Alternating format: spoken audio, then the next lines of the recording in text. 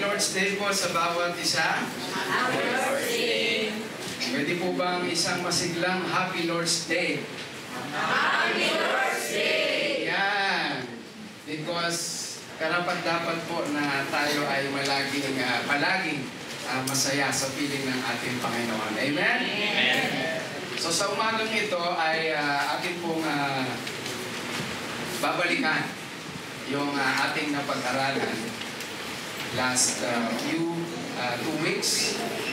At ang aking mensahe po ay aking pinamagatang wala pa.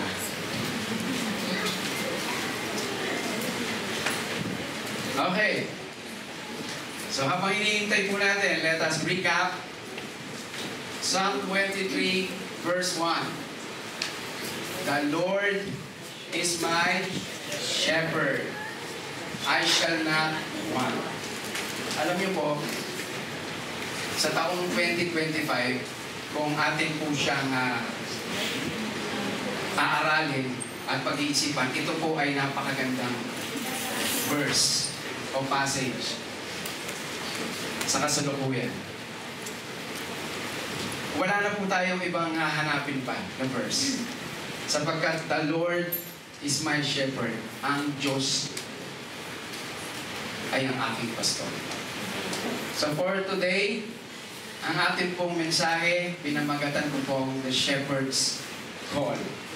Ito po ay isang panawagan ng isang pastol sa kanyang tupa. And then we know that the shepherd is our God. And we, ano po tayo? Sheep, tayo po yung tupa.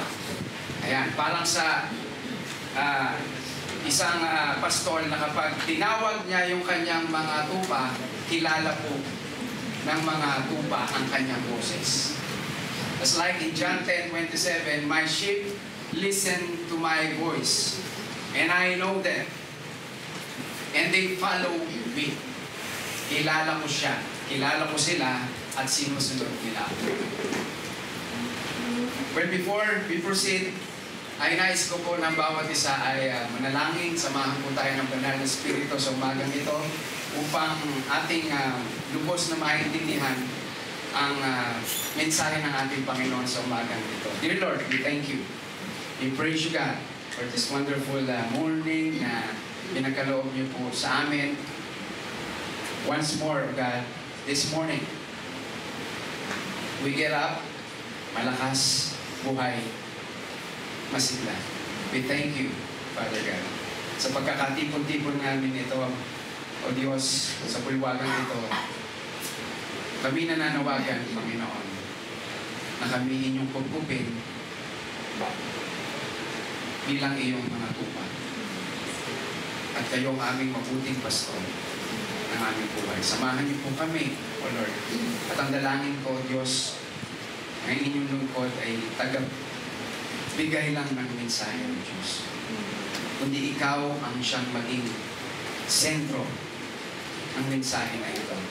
Nawa ay maihayag ang mabuting balita na ikaw ay siyang mabuting pastor ng aming buhay.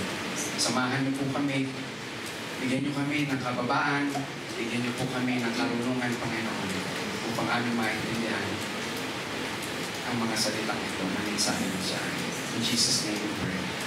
Amen. Right? Okay.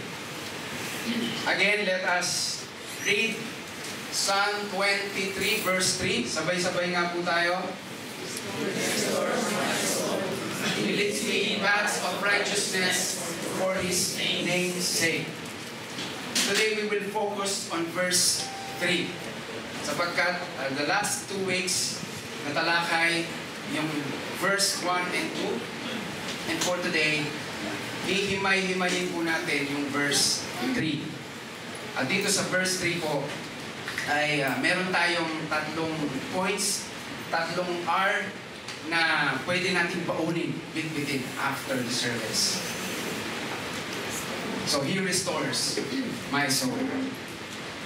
He leads me in paths of righteousness for His name's sake. Again, napakagandang mensahe passages sa Bible. Alam niyo po itong Psalm 23 ay napaka well-known. Siya po ay the most popular passage, verse sa buong entire Psalms, Book of Psalms. Sapagkat napapaloob dito yung kabutihan ng Panginoon, yung direction ng Panginoon, yung gusto niyang mangyari sa atin, yung care niya sa atin. But ito rin po ay well-known doon sa funeral service. Yan, sikat din po siya sa funeral service. Why? Kasi nga doon sa second, the next part of the verse, doon yung napapaloob yung topic na kung saan hindi tayo matakot sa kamatayan. But for today, we will tackle this po in a most meaningful life-giving para sa ating mga buhay sa ngayon. Napakagandang mensahe po. This is a hymn that expressed the speaker's faith in God and the comfort believing in God during difficult times. Alam niyo po ba kung sino yung author ng Psalm 23? David. Haring David. Siya po yung author ng Psalm 23. And most of the half of Psalms, Book of Psalms, ay siya po yung may akda niyan. Siya po ang nagsulat niyan. Why? Because it implies his life. Nakapaloob dito yung buhay po niya. And then before we go on to the main topic, let us pag-aralan natin, ano ba yung Psalm? Bago tayo pumunta, jump into the main topic natin. So a psalm is a sacred song or hymn, particularly of those contained in a biblical book of Psalms and used in Christian and Jewish worship. Yan. Second, the word psalms comes from the Greek word psalmos, which means song sung to a harp. Nakita na po ba kayo ng harp? Ayan. Yun po yung nahawakan dito, tapos ginaganon. Ayan. Yun po yung harp. So, sabi dyan, ang psalms daw ay isang kanta na tinutugtog using harp. Ayan. So, sa kapanahonan natin ngayon, medyo bihira na tayo makakita nito. Tama po ba? Siguro sa mga orchestral, yan, meron pa yan. Pero sa mga concert, parang wala na. Ano po? Lalo na yung mga K-pops dyan, mga mahilig sa mga K-pops. Wala na tayong makita niya. Okay. So the Book of Psalms is a collection of 150 psalms that is part of the Christian Old Testament and the Hebrew. How did Psalms created? O paano, saan ang pinanggalingan ng Psalms? As I said kanina, ang author ay si David. Now let's jump into David's life. Alam niyo po ba kung ano si David nung kanyang kabataan? Thank you, Dr. He is a shepherd. David is a shepherd. So siya yung nangangalaga sa kawan ng kanyang ama. Ayan. And because he is the youngest, alam niya naman po, pagka ikaw ay bunso, yung mga kapatid mo, ikaw maghugas ng pinggan, ha? Ikaw maglinis dyan. Yung YouTube ako dito. So si David po, dahil siya yung bunso, siya yung pinaka-least. So yung laging utos sa kanya, mag-alaga ng mga tupa. At dahil siya po yung nangangalaga ng tupa, of course, diyan po nasanay si David. Diyan po siya nakikipaglaban doon sa mga predator. Alam niyo po ba kapag nangangalaga ka ng tupa, sheep, may mga predator na tinatawag. meron diyang lions, meron diyang mga buhaya, I think so. Layo, no? Meron diyang mga tiger na pwedeng sumilok sa mga tupa. At dyan nasanay si David na makipaglaban. At dahil po doon, natalo niya si Goliath. Tama po ba? Kaya siya pinagtatawanan during that time. David is a shepherd. Isa siyang pastol during that time. So, mas marami siyang experiences pagdating sa pagpapastol. And kung natin titignan, dito rin po nabuo yung son.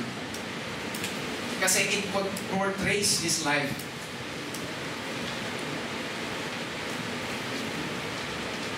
Wrote out of his own experience because he had spent his early years caring for his sheep. Inaalagaan po niya yung mga tupa na ito. And he made sure walang ni isa man ang masisilo o mawawala sa flocks o kawan. Let us read this. 1, 2, 3, go.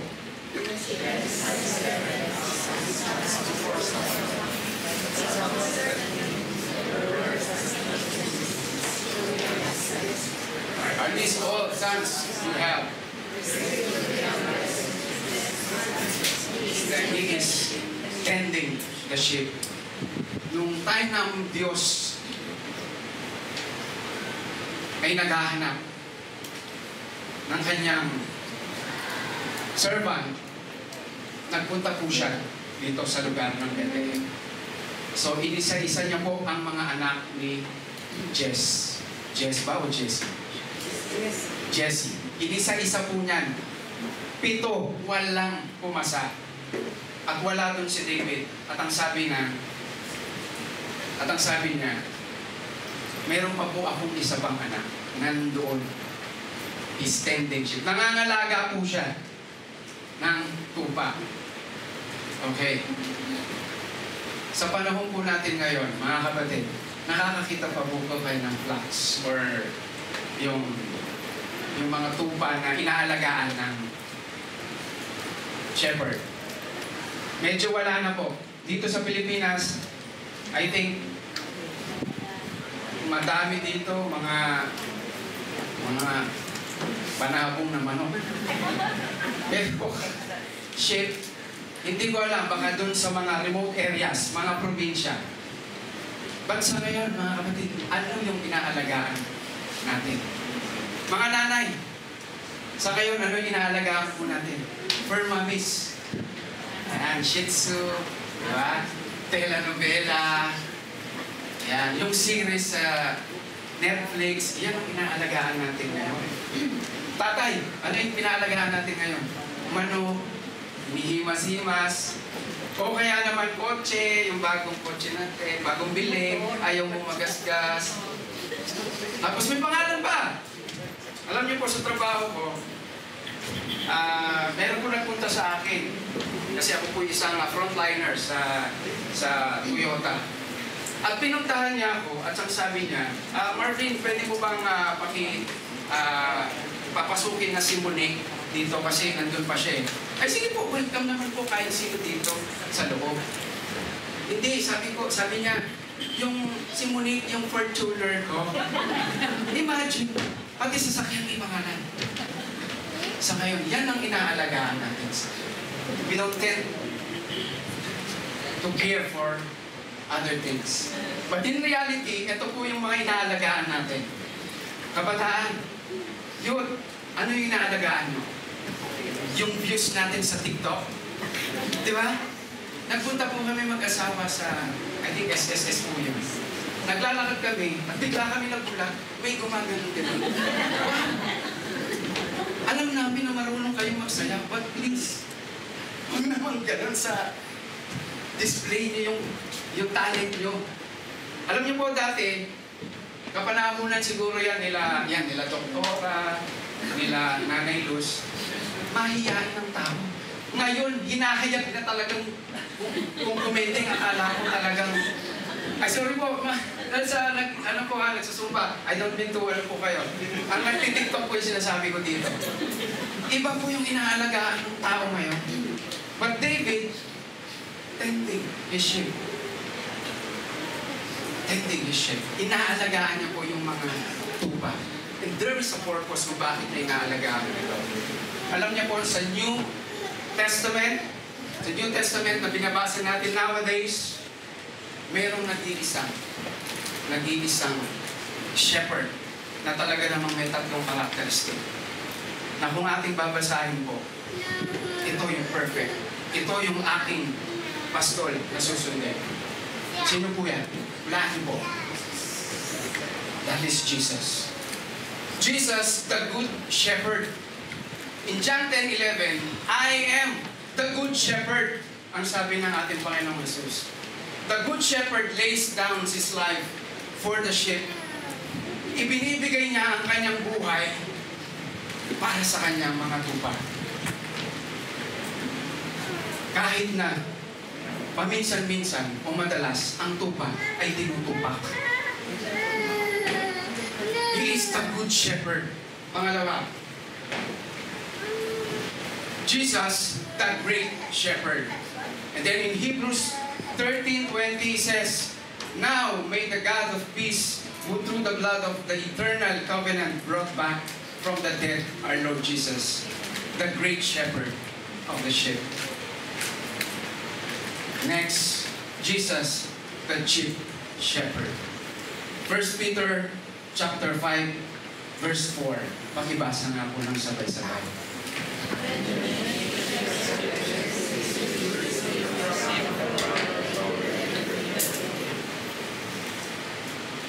Salamat po. So we see, sa kapanahunan natin ngayon,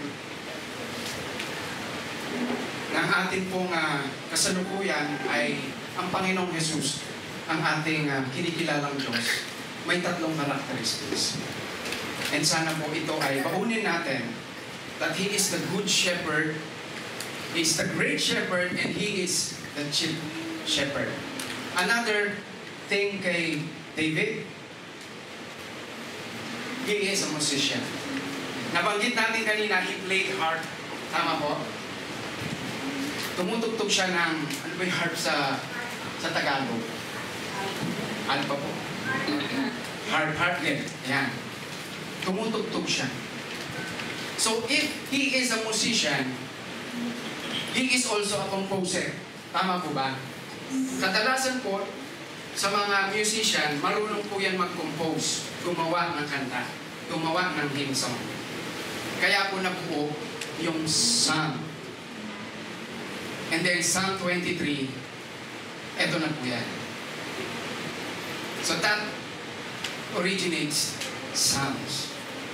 Buong buhay niya, nag-aalaga pa siya ng mga tupa, kinakantahan po niya. Ayan. Kinakantahan niya yung mga tupa niya.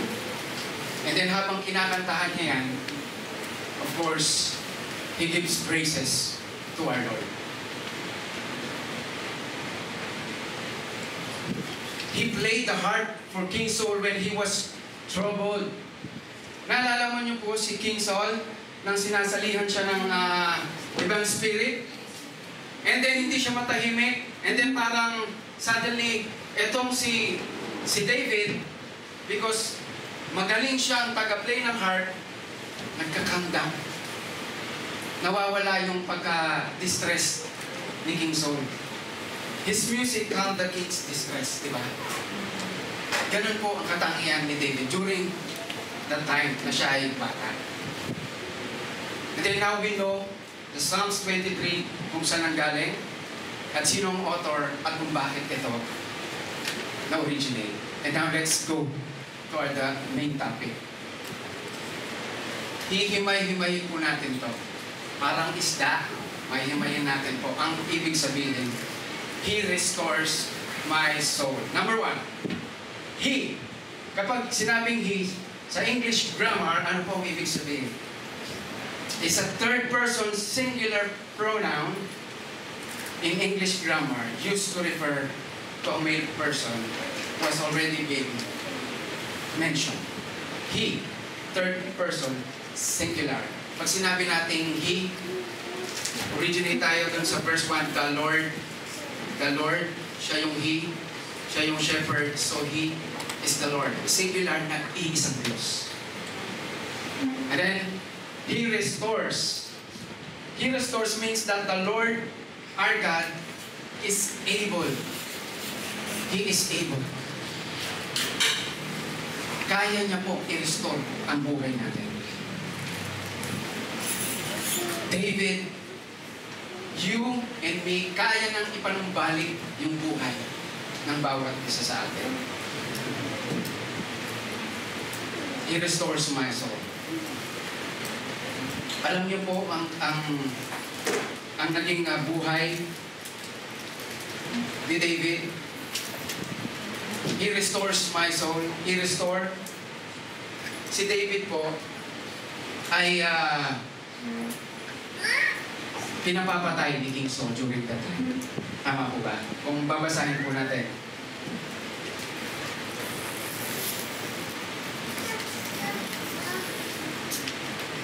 Nakapanumbalik ba si David? Yes.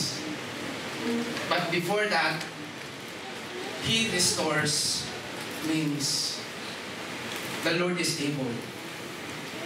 Ipanumbalik tayong lahat. He restores my soul. Punta po tayo dun sa my soul.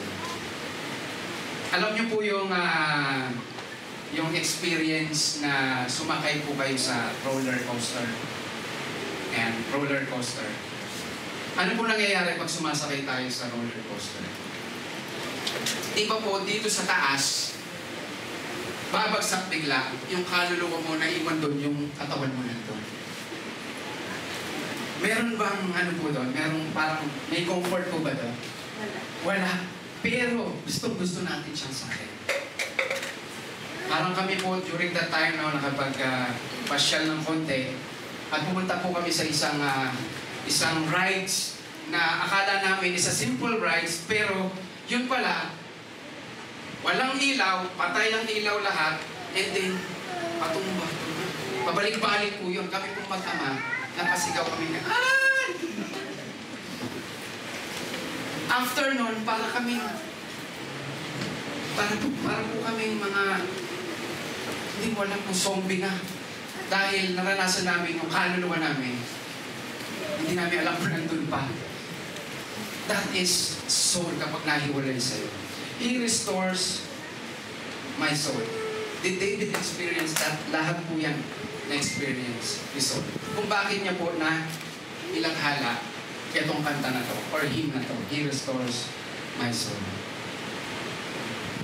Dito po sa passage na to, David here is telling us that he is now the sheep. Baliktad po ang pangyayari. Nung kabataan niya, siya yung shepherd na nag-aalaga ng sheep. Ngayon po baliktad. Siya po yung sheep ngayon na kailangan niya yung shepherd, which is ang ating Diyos. Okay? So, ano po ang naging mga mistakes kung bakit si David, kung bakit niya naramdaman itong kailangan niyang i-restore, kailangan niyang ma-restore. Balik po tayo doon sa nakwento ko, King Saul, dahil sa popularity ni David, dahil sa kagalingan niya, sa war, sa pag-play ng harp, at medyo gwapo po ito si David, parang nagsiselos. Ganoon naman po talaga ang tao. Sabi nga, kapag hitik ang bunga, binabato. So si David ganito siya during that time. Wala siyang ginagawa, pero etong si King Saul gusto siyang ipapatay. At ang masakit pa po dito, yung anak ni King Saul na si Jonathan, best friend niya yun. Imagine kung kayo po nasa sitwasyon ngayon. Best friend mo si Jonathan, tapos gusto kang papatay ng iyong ama. Napaka sakit dito po maramdaman. Na hinahabol ka, wala ka namang ginagawa. During that time, wala namang ginagawa si David na masama. Isa lamang siyang tagasunod ng hari, which is, ito nga si King Saul. And then, after that, isang umaga, umakyat siya dun sa taluktok. Ano po? At nakita niya, may naliligo. Sino po itong naliligo na ito? Bathsheba. Ayan, napakahilig niya maligo. Kaya nga Bathsheba. Ligo siya na ligo. Kaya naman itong si King David ay nahumaling sa kanya. At ito na nga po, doon na nagsimula. Doon na nagsimula yung pagbagsak ni David. Ano po nangyari? The next. So, pinatawag niya si Urias. Ano po ba? Urias. Pinauwi niya at sinabi niya, sipingan mo yung asawa mo. Bakit during that time, pregnant na si Bathsheba dahil nagsiping na sila. Pinakialaman itong si David. Si Bathsheba. And then, after that, hindi pumayag si Urias. Kinausap niya. Pinagpiesta niya, nilasing niya. And then after that, wala pa rin nangyari. Okay, the third time, this is parang ito yung pinaka malala. Pinatawag niya ang kanyang leader ng hukbo. Ilagay mo niya sa harapan. Pag nandyan yung matitinding battle, ipasabak mo siya. And that's the end of the story. Namatay si Urias. And then, nakuha niya itong si Bathsheba. Ano nangyari? Ano po nangyari during that time? Di ba po, pinarating niya si Nathan ng ating Diyos. Hindi nalugod ang ating Panginoon sa kanya. Sa pinaggagawa niya. At dahil doon, madalas sa tao, nagkamali na, ayaw pang aminin. Ayaw pang sabihin, kundi pa magpadala ng Diyos ng propeta, which is si Nathan sa kanya. Hindi siya titino o hindi niya malalaman na siya'y nagkamali. Alam niyo po, si David, tinawag po siyang a man of God's own heart. Although nagkamali siya, pero etong si David po, he restores. He restores.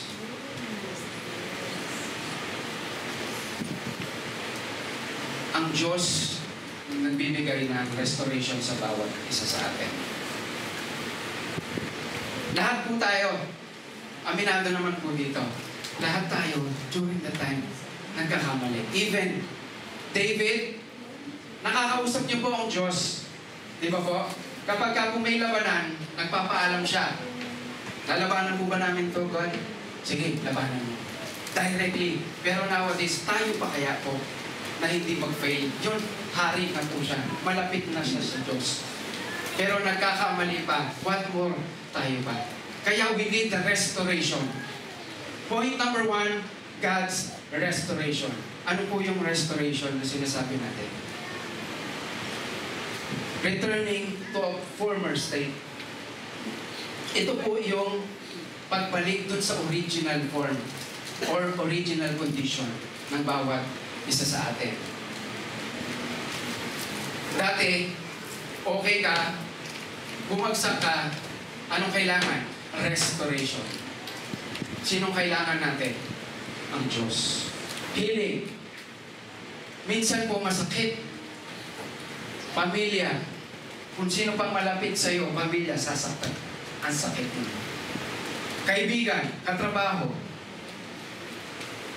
It's a deeper part sa bawat isa sa atin. Repairing. Ito yung pag-repair. Sira, binuo, ni-repair ka. Renewing. To renew or reestablish after interruption. And then the last, restoring the soul. Restoring the soul, Psalms 23 refers to God restoring the deepest part of us, our spirit and innermost being. Parang ganito po yun. Illustration lang po. Sino po pwedeng magbigay sa akin ng 100 or 1,000? Ayan. Challenge. Gagawin ko yung 2,000. Meron po ba? Pahiramin ako ng 1,000 at this very moment. Dito po. Walang 1,000. Kakalungkot. Dito po. 1,000. Wala din. 1,000. Doktora? Yun, doktora.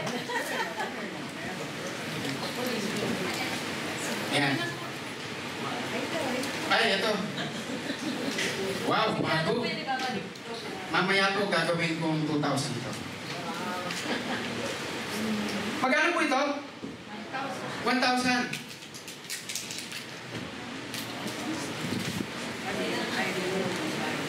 Magkano po ito? 1,000 pa rin. Kaya lang, teka, bawal ikukutin to. Alam ko, bawal ikukutin to eh. Patay. Ito na lang. Yung hindi bawal ikukutin kasi magagalit sa akin si Mrs. Patay tayo. Pambili niya ng mga gamit sa church yan. Ayan.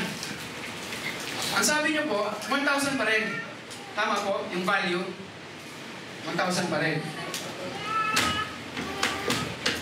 Magkano po yung value? 1,000 pa rin.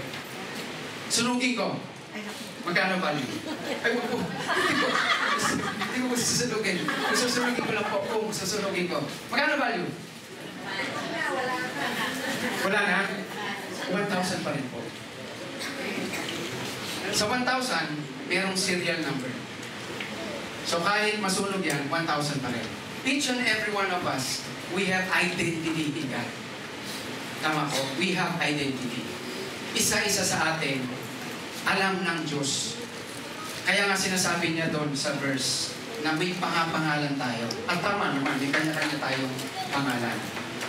At kahit nagdurog-durog ka na, nawala na sa form na malinis, maganda, yung texture, may value ka pa rin sa Panginoon.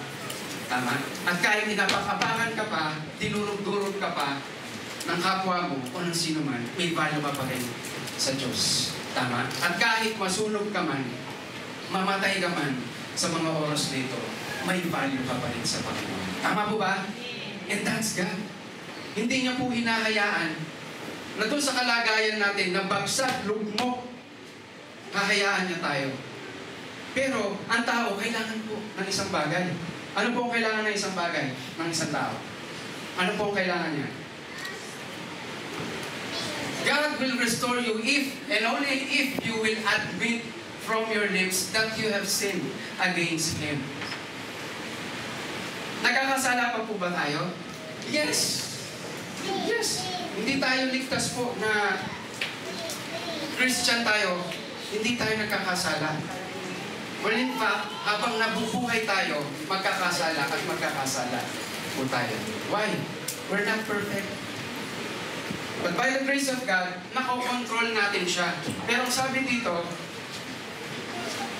the next slide, 2 Samuel chapter 12 verse 13. Pakibasa nga po.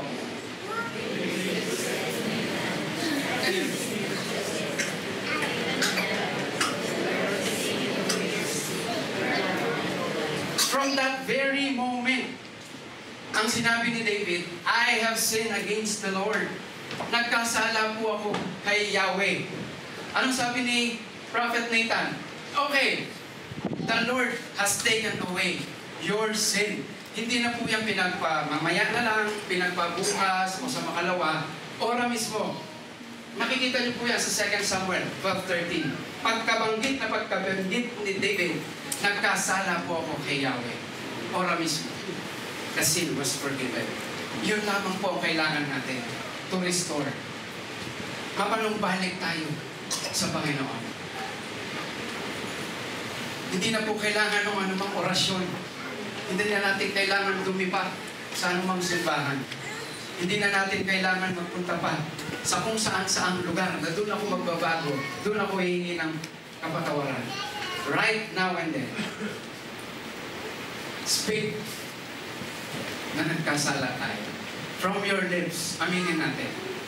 Kaya lang, madalas o minsan sa tao, nagkasala na nga, nagmamalaki pa sa Panginoon. Kaya nga hindi nag-church. Why? Kasi nagkasala siya. Pakiramdam niya, marumi siya. Pakiramdam niya, wala siyang kapakinabangan sa simbahan. Pero mali po ang kaisipan ngayon. Because we are sheep. Tayo ay mga tupa. Ang tupa po, ang sheep, ay dependent dun sa shepherd. So ang kailangan po, ang isang tupa ay nakadepende sa pastol. Anumang bagay na kailanganin niya, nasa pastol po yun. Mawala man yung kanyang landas, andyan ang ating pastol. Kaya lang, tayo po mga tao, minsan o madalas, pinapangunahan tayo ng ating sarili. And then, this is the message. God will restore us. God will restore us. Second point, or second phrase. He leads me in paths of righteousness. He leads me. Another attribute of the Lord, our shepherd, who is able to guide each and every one of us because He cares for us. Ayan, kalimutan ko. Yung 1,000. Nalukot. Ayan. Gagawin kong dalawa. Gagawin kong 2,000. Gagawin kong 2,000 na. Napalta. 2,000 lang ang kaya ko eh. Pupulit. Hindi, papalitan natin yan. Ayan. Okay, mamaya na lang po. Okay. Again, so He leads me. Another attributes ng ating Panginoon. Siya po yung nagli-lead sa atin. He is our leader. Ang sheep po, makulit. Kapag yan po sinasamahan ng pastol, nagpupunta yan sa ibang direksyon. Anong ginagawa ng ating Diyos, ng shepherd? Pinupuntahan po niya yan at binabalik. Binabalik. Kaya po dun sa Book of Luke, I think chapter 15, sabi po niya doon, iiwanan niya yung 99, pupuntahan niya yung nag-iisa. Ganun po ka-importante ang bawat isa sa atin. Okay? Kahit nasabihin mo na hindi ka karapat-dapat sa church, pupuntahan ka ng Panginoon. That's the good shepherd. That's the great and that's the chief shepherd. Wala siyang pakialam, pupuntahan ka niya kahit saan ka na. Ibabalik at ibabalik. He leads you. Itadirect ka niya. He knows what is best for you and me. Alam niya kung anong mas mabuti sa atin. He directs a person's life towards a morally upright. Kaya naman, balikan natin si David dahil siya yung may akta niya. Bakit niya nasabi ito? He leads me in path of righteousness. Di ba nag-fall siya? And then pinatawad siya ng ating Panginoon. Pero, hindi mawawala yung consequence. Di ba? Pag may kasalanan, pag may ginawa tayo, may consequence. Yes, patatawarin tayo ng ating Panginoon. But there is a consequences. Tama po? And then what's next? Ano yung kasunod po nun? Nagkaroon sila ng baby, di ba? But then, sabi ng Panginoon, mamatay yung anak mo. Mawawala yung anak mo. And then it happens. And then the following, nagkaroon ulit, nag-make love sila, nagkaroon sila ng panibagong anak. And this is King Solomon. Tignan niyo po yung story. From dun sa kalagayan na hindi maganda dahil humingi ng kapatawaran, naging kaaya-aya. Why? Solomon is the third king. Siya po yung sumunod sa kanyang ama. At siya yung kinilala na next king ng Israel, kingdom of Judah and Israel. He leads us. Ibinabalik niya tayo. Nadidiscourage po kasi ang bawat isa. Tama po ba? Para ang trend, may sariling release. Pag na-discourage po yan, ano mangyayari? Distraction. Tama po ba? Nadi-distract. Nasisira po. Di ba? Kaya nga po, kailangan natin ng pastor. Kailangan natin ng shepherd who is the leader of our soul, of our lives. Kaya lang, ang tao, mahilig. Leader. Leader niya sa sarili niya. Kung nagli-leader ka sa sarili mo at hindi ang Diyos ang leader mo, walang mangyayari po. Malulugmok ka lang po. Kawawa, lugi ka. Dahil anong sabi ng ating Panginoon? The Lord says, I will guide you along the best pathway for your life. I will advise you and watch over you. Di ba po napakaganda? The best pathway. Yung pinakamagandang daanan ang ituturo ko sa iyo. Ang ibibigay ko sa iyo. The sheep, kapag ka po yan napahiwalay, may mga predator. At madalas, kapag nag-iisa ang sheep, doon siya. Ano bang sa Tagalog yung yung parang sinasakmal siya, doon siya nahuhuli. Ganon din tayo mga tao. Imagine niyo po, sige po, imatihan na natin. Kapag ang tao, kapag kayo po ay nag-iisa, ang dami-dami natin naiisip. Minsan ay naiisip natin, hindi na kaya sa Panginoon. So kung tayo attached, kung ang ating kinikilala at kung ang ating leader ay ang ating Panginoon, I don't think so. Na magugulumihanan ka o masasalpak ka sa kasamaan. Because we have a leader, a great leader. I go wherever you will go. Parang kanta yun, no? I go wherever you will go. God, like a shepherd, guiding his sheep. Ano po yan? Black sheep. Black sheep. Sa Tagalog, itim na tuba.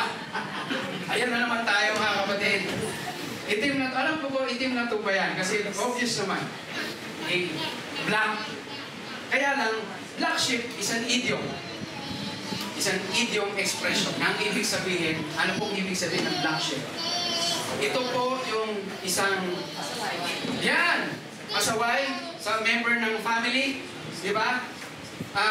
You disgrace the family, indifferent ka, hindi ka naayon dun sa kagustuhan nila.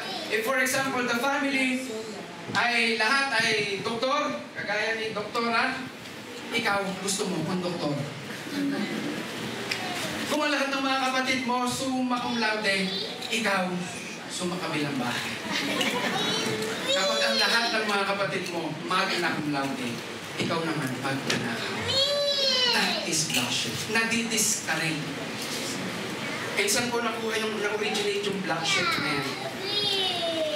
Black sheep, yan po ay tinawag na ginawang idiomatic expression kasi po yung black wool niya, hindi, mahirap siyang kulayan.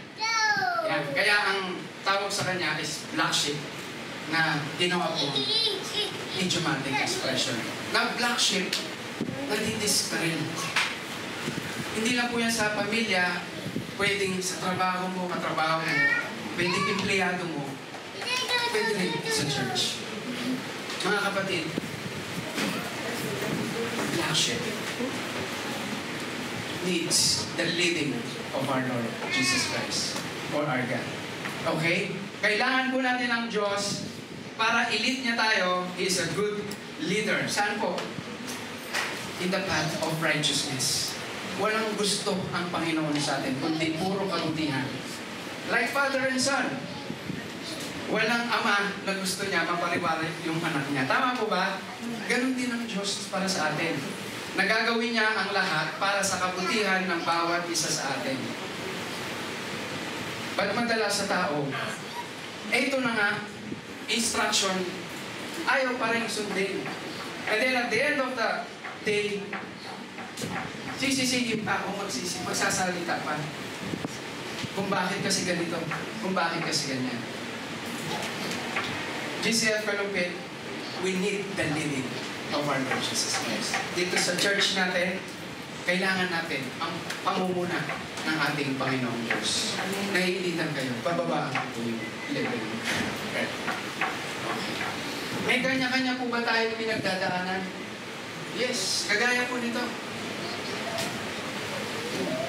Nasabi ng boss, bakit ka late? Nasabi naman ng kanyang empleyado, boss, hindi kasi tayo parehas ng pinagdadaanan. Doon sa empleyado, para sinasabi niya, iba, may hugot, hindi kasi tayo parehas ng pinagdadaanan. Well, tama naman. Kung siya, taga Makati, yung empleyado niya, taga Cubao, hindi talaga siya parehas ng pinagdadaanan. But we need the leading, the direction of our Lord, of our God. Ito yung naranasan ni David sa kanyang buhay. Now, God's realignment. Second point. Second point pa lang tayo. Bilisan na po natin. Realigning with God's, the process of aligning your life with God's will. It is the process of changing our values, our behavior, and attitudes to align. Anong kailangan po natin?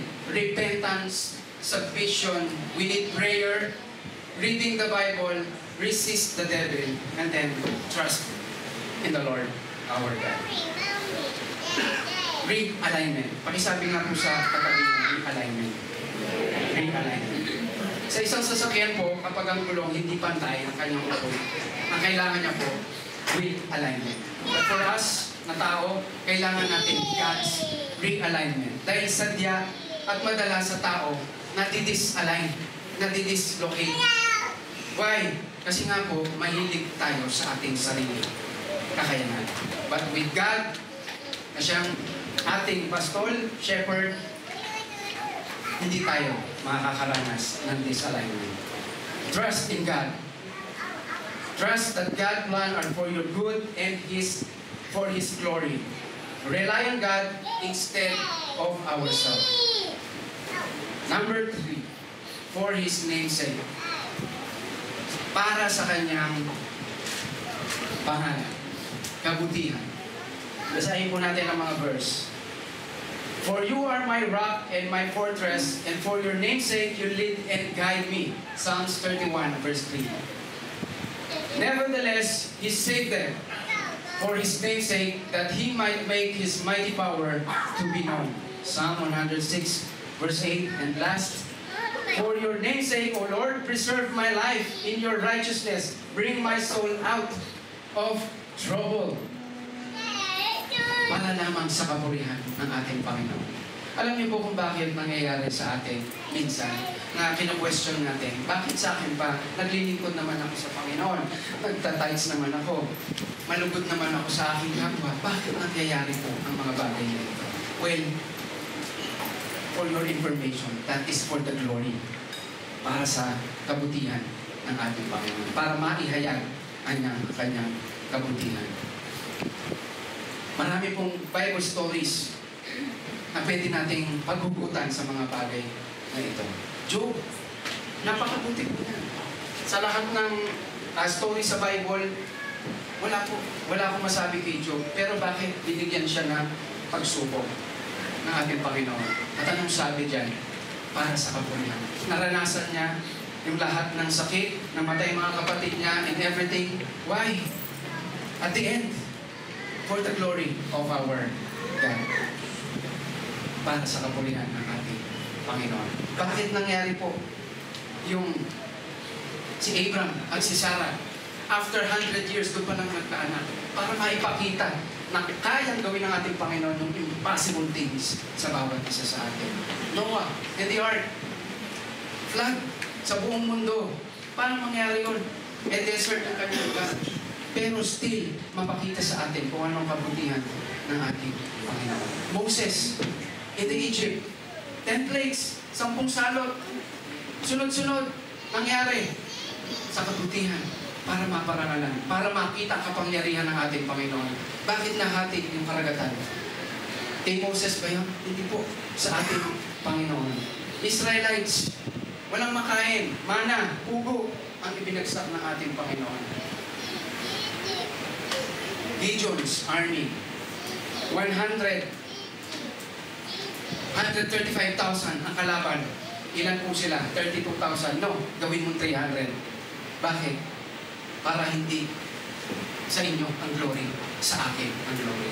Sa atin ang glory. God's reason, God may have reason for Job's catastrophe. Ayan, nabanggit na po natin yan. Oops. God may have reason for Joseph mistreatment. Kung hindi po ministreat ng mga kapatid ni Joseph, wala po si Joseph dun sa Egypt. At hindi maghahari at hindi po mamamatay. Mamamatay po yung mga kapatid niya dahil sa luto. And lastly, God may have a reason for Jesus' death.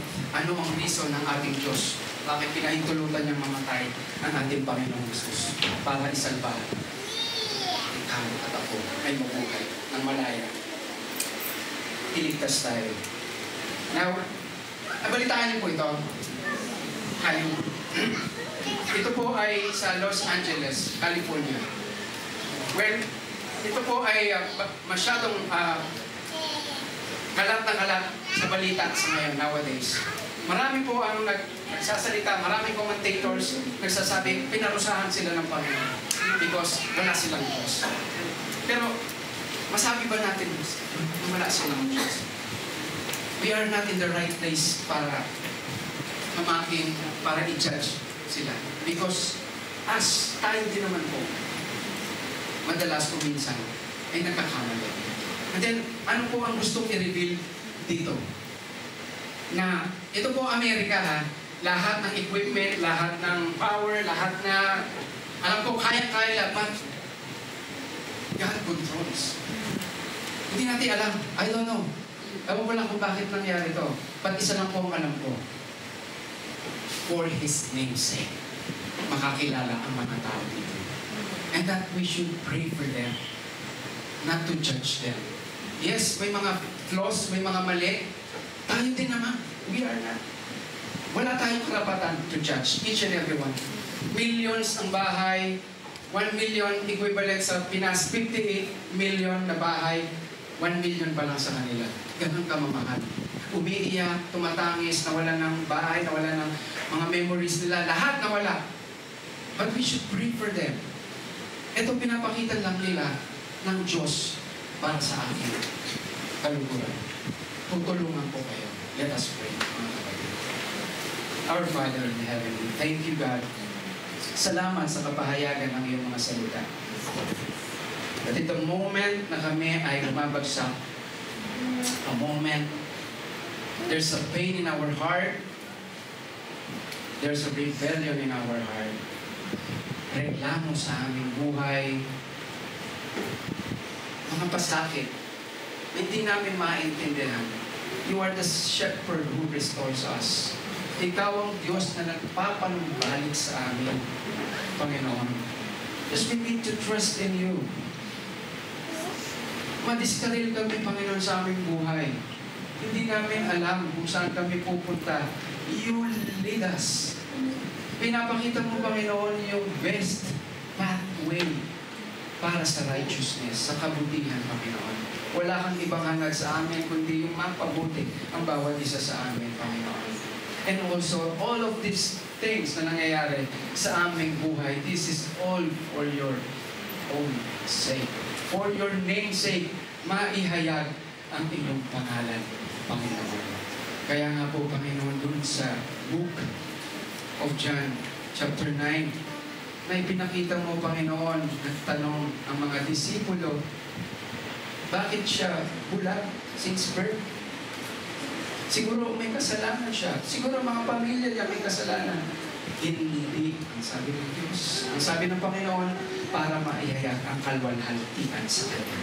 And that is all for your name's sake. Panginoon, we thank you, God. Nawa ikaw maihayag sa church na ito at sa buong sumasampalataya, tagahayag ng iyong mga salita.